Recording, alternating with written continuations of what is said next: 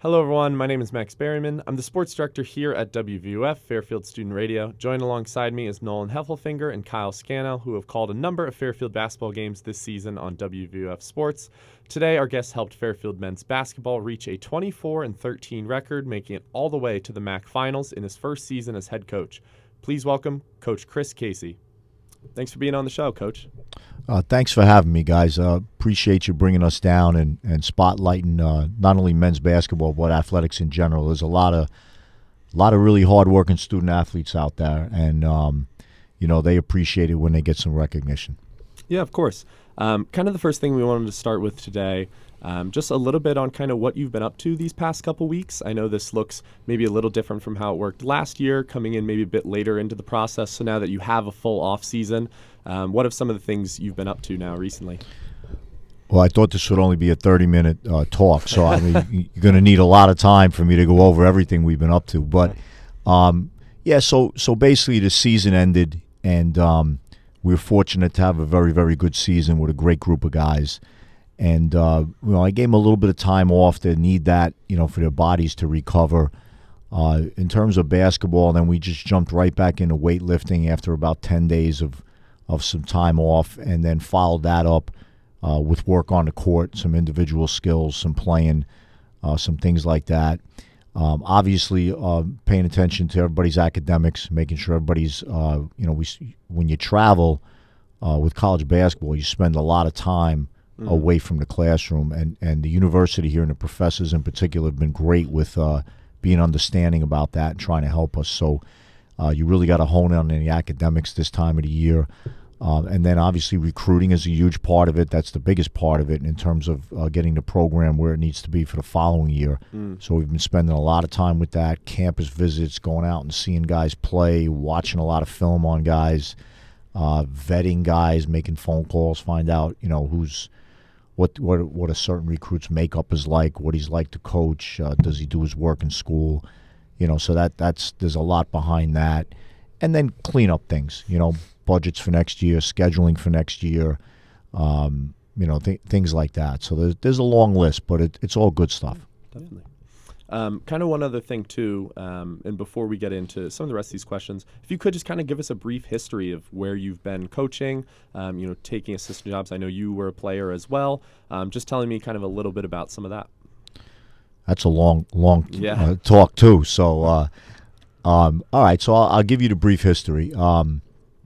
I played at Western Connecticut State University for a guy named Bob Campbell, who, you guys are a lot younger, so you may not have heard that name, but he's a legendary New England guy and won a ton of games. I still talk to him. In fact, he came up. It was great to see him. He came up to 3 or 4 games this year in Mahoney, so that was terrific to see him along with some of my former teammates and schoolmates. So that was a lot of fun to have those guys here. So I played at Western Connecticut, graduated.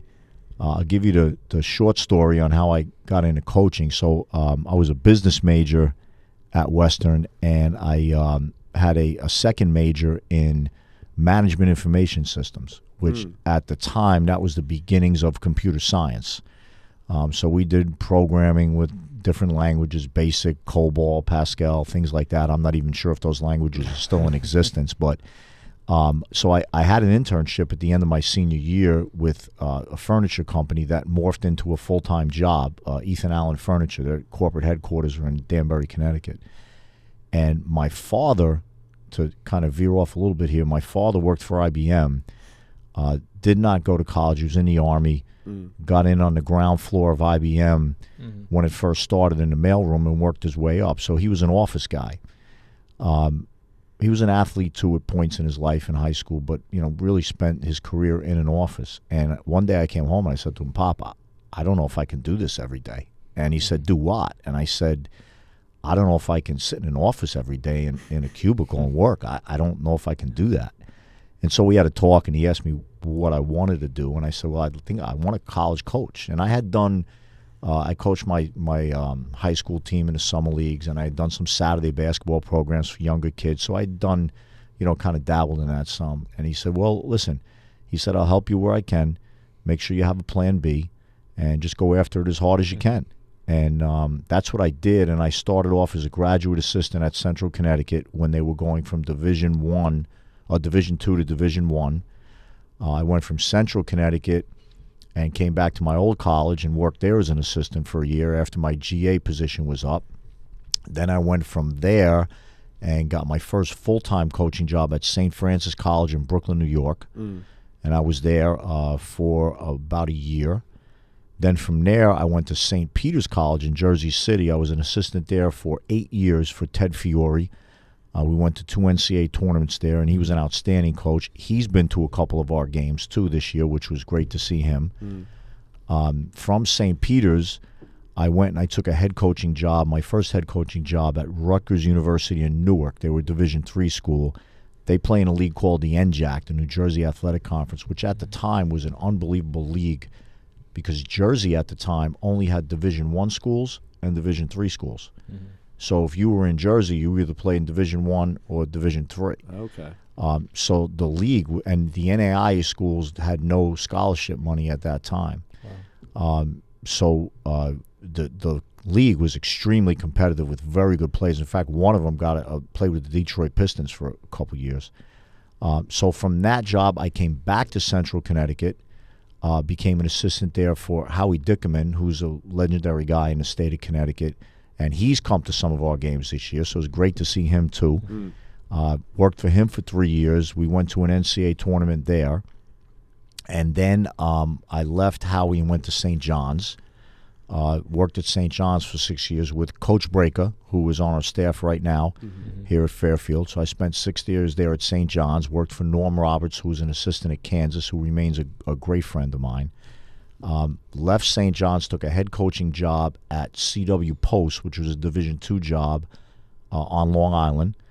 Was there for 3 years. We went to 2 NCAA tournaments there. Then from CW Post, I took the head coaching job at Niagara. I was at Niagara for 6 years. Had a Connecticut kid on that team, Khalil Dukes, who you guys may have heard of. Khalil was the player of the year in the MAC one year. Then I came here to Fairfield as an assistant, and now I have this role at Fairfield. So let me take a breath after going through all that, but that's the long history of where I've been. So wow. Yeah, kind of building off of your long history of coaching, I kind of wanted to ask, what do you kind of look for in locker room culture in general? Is that a big thing for you when looking for recruits? Do you, when looking at recruits, do you kind of look at what type of locker room guy they would be like? What do you kind of look for? It's a huge thing to me. I mean, obviously, talent is the first thing you need. You know, to be in the conversation, you have to be a talented basketball player. Right. And for me, talent compromises. Do you play hard? Can you score the basketball? I think it's always important to start there. And are you a willing teammate? Like, what's your demeanor on the court? You know, how's your body language? How do you react to coaching? How do you react to a bad play? Now, basketball's a high possession game, so there's always going to be mistakes made. You don't want to make them. There's going to be bad plays made. You don't want to make those either, but they happen. What's your reaction to that? You know, so that's a big part of it when you watch a guy play. And then obviously you want to speak to the people that are in his circle, you know, his high school coach, his guidance counselor. You want to sit with his parents and speak with his parents a lot and see where the red flags are. And you can get those from parents. You can get those from coaches. You can get those from people in their lives. You know, to in any endeavor, not just sports, to achieve, it's extremely hard because every walk of life is competitive. And you need good people because there's no smooth path. There's going to be hurdles. There's going to be dips. There's going to be failures. And how you react to those, if you're able to keep the same mindset, the same energy, the same effort, the same attitude every day, and you're able to do that, more often than not, you're going to have a number of successes. So the talent part is important, but that part of it is huge for me.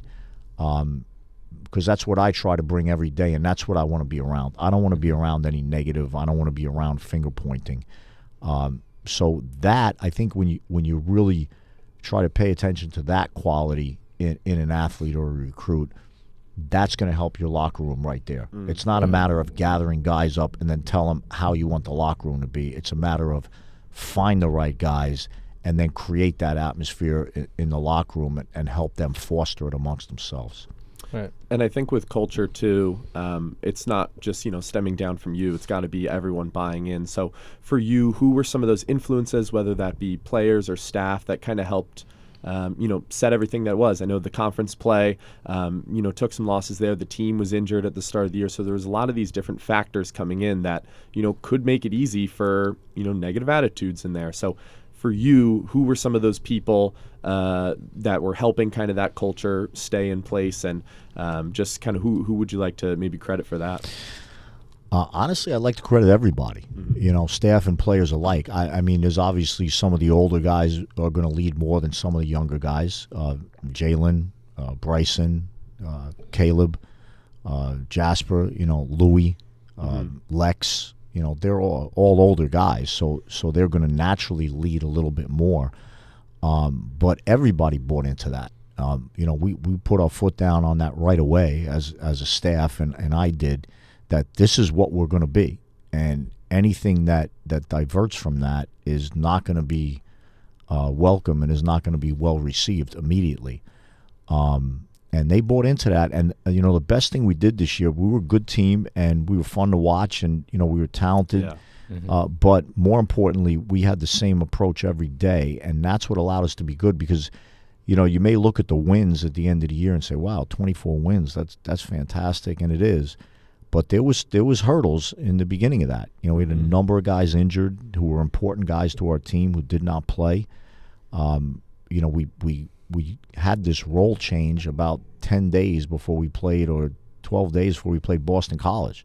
Mm-hmm. So that there's the implementing of some new things, a lot of new things. So there was adversity to deal with. We had losses in the beginning of the year. So there was adversity to deal with, but credit to our guys. They maintained that same approach every day, and that's what allowed us to turn it. So building off the adversity with your team and all the experience that you've had coaching, I was just curious, for anyone that was inspiring to work as a coach in any role, what have you learned in your years? What's worked, what hasn't worked, in their locker room, on the practice? What have you found to be your best approach through these years? I think what works is, and I'm being a little bit repetitive here, but what works is the same thing that works in any walk of life. I treat everything the same. Obviously, you want to win every game, but I really try to make sure I have the same attitude and approach every day. I mean, because this is the way I look at it, and I think this is true. If you play on a Friday night and you win, right, you're obviously going to be happy that you won. Mm-hmm. But you're still going to have to go home that night or get up the next morning early, and you have to break down the film from the game you just played so you can present that to the team. You have to watch the film on the team who is your next opponent. You have to look at what did you do well and you want to keep. Do you want to tweak some things? Do you want to game plan a little differently for the next game? You still have to do all those things, right? Mm-hmm. Now, you play Friday night and let's say you lose. It's going to sting, and that's going to bother you, and obviously it should. But you have to reset immediately, and you have to get up the next morning or go home that night, and you have to break down the film from the game you just played, and you have to go through your opponent and watch that film, and you have to evaluate what you want to change and what you want to add. It's still the same process, So I think that's the biggest thing in coaching that you have to be able to. You can't live and die with every single win and loss. And you have to be able to have that same approach and demeanor through difficult things and through things that are positive. And there's a lot of positive and there's a lot of difficult things. But that approach and that mindset to me is just so important. If you don't have that, you're going to have a lot of highs and lows. And I believe the team takes on the personality of the head coach. And if you have a lot of highs and lows, so will your team. Yeah. We talked a little bit, different injuries through, start of the season and things. So question I had too was maybe near that start of the season, as well as I know you played in the CBI tournament as well. What was kind of nice about having those different opportunities? I know Matt Curtis got kind of a starting role within that tournament, and maybe, with barring injuries and everything, Peyton Smith was able to have time coming in as a true freshman to be able to play. So do you try to preach that as maybe opportunities to some people? And what does that kind of look like for some of those guys that, start to get more minutes in, all these different opportunities? Yeah, well, there's always opportunity. Peyton got tossed right into the fire out of necessity, and his credit, he did a great job of handling it. Yep. He really did. I mean, he's completely changed his body, his athleticism, and it was through his work. And it allowed him to have some success. He got a little bit derailed in that Iona game. He sprained his ankle in the first 30 seconds, and I thought he was really playing well. I thought Louis kind of went through that same thing. He got sprained his ankle against St. Peter's. That derailed him a little bit. He was playing extremely well at that point. Matty Curtis, you mentioned him. I mean, I can't say enough good things about him. He got very minimal minutes throughout the year, and my conversations with him were, listen, you got 4 really good players in front of you right now. You just have to keep treating every practice like it's a game. And at some point, when your button is pushed, you got to be ready. And, we were down bodies going into the CBI, and we pushed his button, and we don't win those first 2 games if he doesn't do what he does. Yeah. Obviously other guys contributed a lot too, but he was huge. Just throw him in a game, start him. He gets 19 the first game, 14 the second game. And the poor guy was completely gassed in the third game. He's playing 33, 34 minutes, and getting tossed into that, and he wasn't used to it. But, credit to him. And, yeah, I mean, I think you always got to preach opportunity, and you got to reward work and production. So somebody may have a starting spot, and they may be playing well, but they can't sit on their laurels, because if they don't continue to produce and someone in practice I'm going to give that guy a shot and throw him in there. I trust all my guys. Obviously, there's a pecking order because some guys are older and they maybe produce a little more initially, and you kind of ride with them. But that doesn't mean I don't trust the guys on a lower level and, that are maybe on the lower part of the roster at that point, and they're going to get an opportunity and they're going to get thrown in there, and they got to be ready. For you mentioned this coaching history. Who were some of those inspirations, and have you taken, number of different things from different coaches? Have you been, pretty consistent throughout? Just tell me a little bit about some of those inspirations. Well, my biggest inspiration is my family. My dad is no longer with us, but, he was a tremendous supporter of me and my brother and my mom, and, sacrificed a lot for us. And, so obviously I always looked up to him. And, my mom, the same, just, a person who was very selfless and sacrificed for the family. I've also been fortunate to be with some very, very good coaches. I mentioned a few of them. And in the coaching profession, I think you always have to continue to learn. I continue to learn right now. And I think you have to have a vision of how you want your team to play. But I also think within that vision, you have to be open to outside things and be able to look at something and say, you know what, that's pretty good, and I can tweak it and use it this way for us to add to what you do. So I think that's always important. So I've had a lot of influences. I've tried to take something from everybody I've been around, including the assistants that are on the staff now. They're all great basketball guys and very smart, and we'll have open conversation about what we're doing and how we're doing it. And I'll always take that into account too. But I think you got to be a little bit of a thief at times, and then figure out how you can tweak it. I saw years and years ago, I saw John Wooden at a clinic, and he spoke, and one of the things he said is your success as a basketball coach is going to be determined on how you can construct drills and offensive and defensive opportunities based on what you see, how you want to play, and how it fits your team. So I always remembered that. I always thought that was an important thing to be able to do when you coach. Yeah. And talking about fit with team, obviously having a lot of guards last year, I know guard U was something that was thrown around, having a lot of success there. So whether that's how you're looking to now build this team going into next year, is that something where, you're going to take kind of the best player, best person, and maybe build that team around their strengths? Or, how maybe are you approaching kind of team building next year? Is it a certain play style? Is it, adapting kind of once you have some of those people? Well, I want to play the same way. I mean, it's the way I've always coached. I had a team at Niagara that was top 20 in the country in scoring, and had a bunch of tremendous scores on that team. I think had 5 guys who ended up scoring 1,000 points. So, that's I want to continue to play that way. At CW Post, we averaged over 80 points a game. I want to continue to play that way.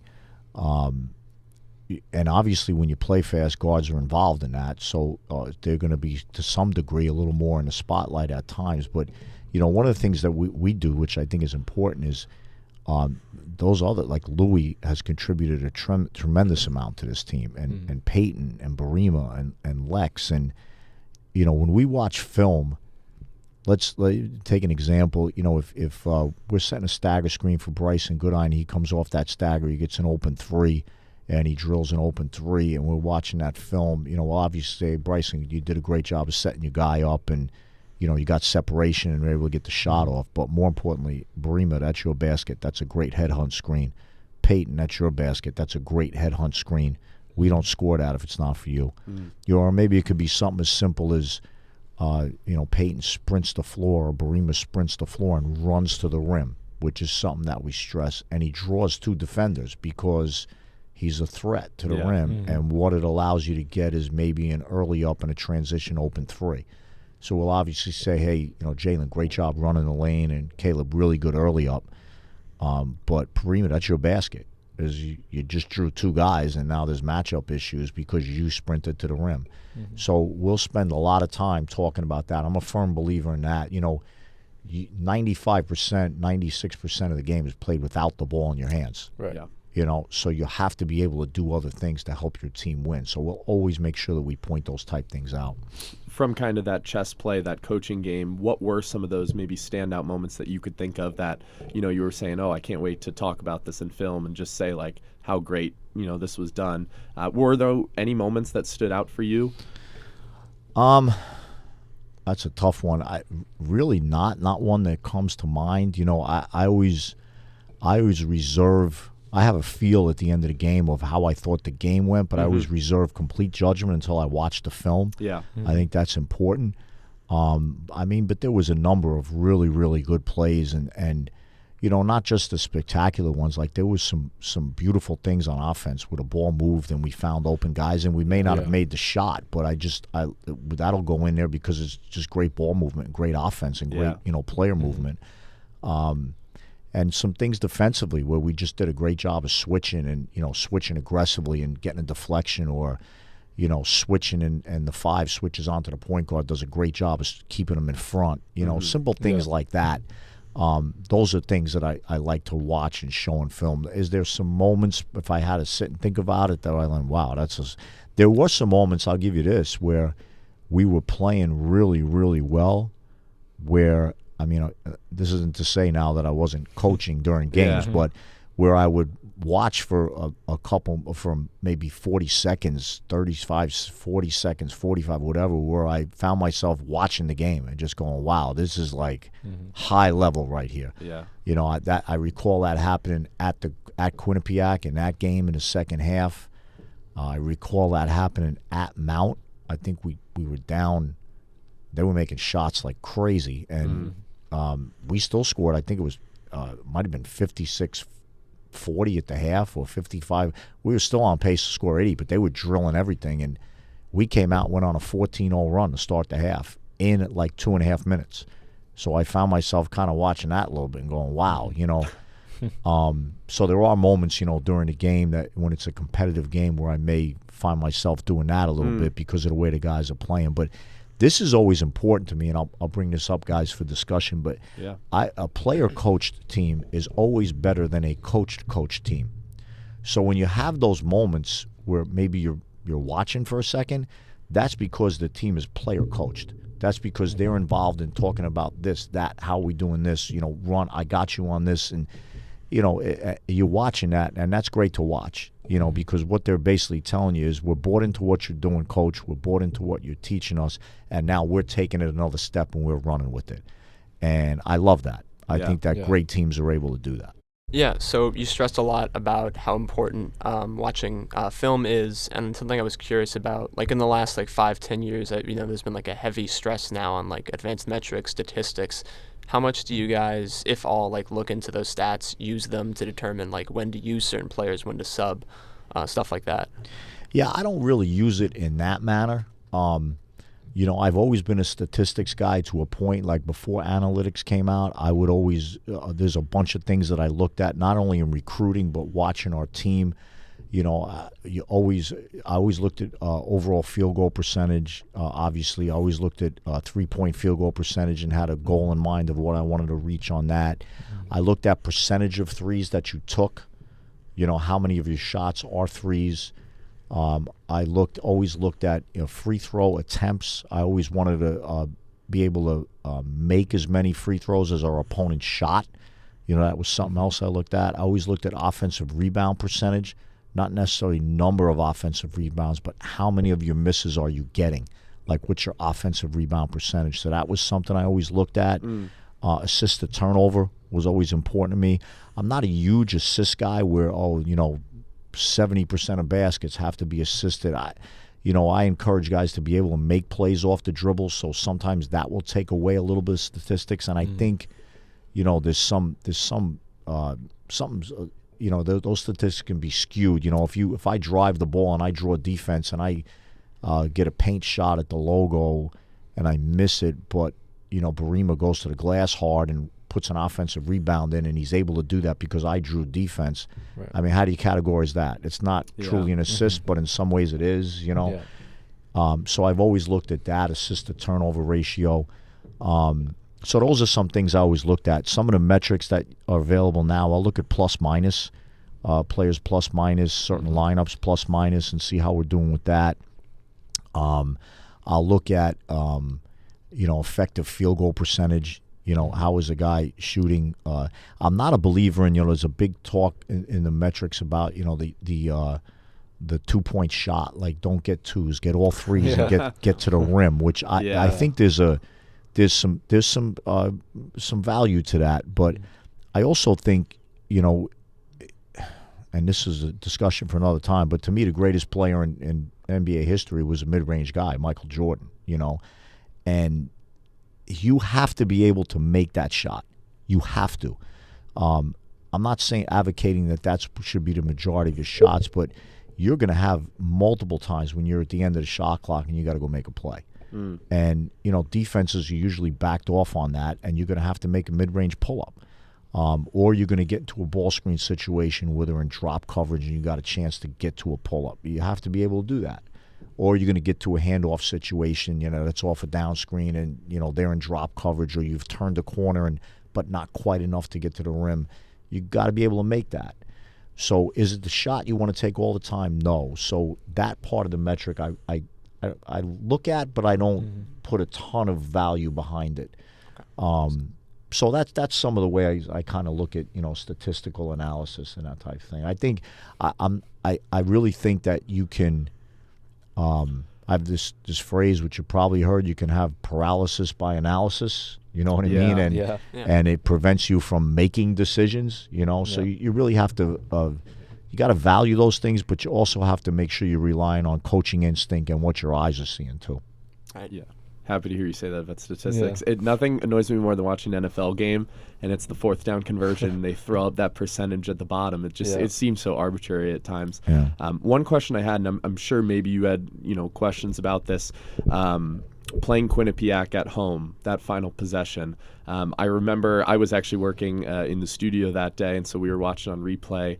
I forget the name of the Quinnipiac player, but basically caught it off the side of his hip. Matt Belanc. Yes. Caught it off the side of his hip. Gets that to go in. I remember there was, with just some of my friends watching it, some were saying call for a timeout. Some were saying you let it go. For me, I personally agreed with that. Maybe there's been a couple instances either this season or other paths. For you, is that a feel for you? Is that something, you don't like to call the timeout? I was just curious about that. Yeah, it depends on the situation. We're a transition team, so things that happen at the end of the game or in tight games, we've practiced and practiced. There's value to timeouts. There's also value to not calling them if your team's prepared, because what you allow the defense to do is either change defenses, change a defensive scheme on how they're going to guard something, and also get 5 back and reset and match up. So that's a 6 of one, half dozen the other, and I think it's situational. I'll give you, for instance, we called a timeout in the CBI game. I think we were down 1, and we were playing well. I'd have to go back and see the exact time on the clock. I think it might have been like maybe a minute and 12 or something like that. But we were down 1 and playing well, and I thought, you know what, we've fought our way to this point, and we're going for it. It's almost like sometimes in football you got to go for 2.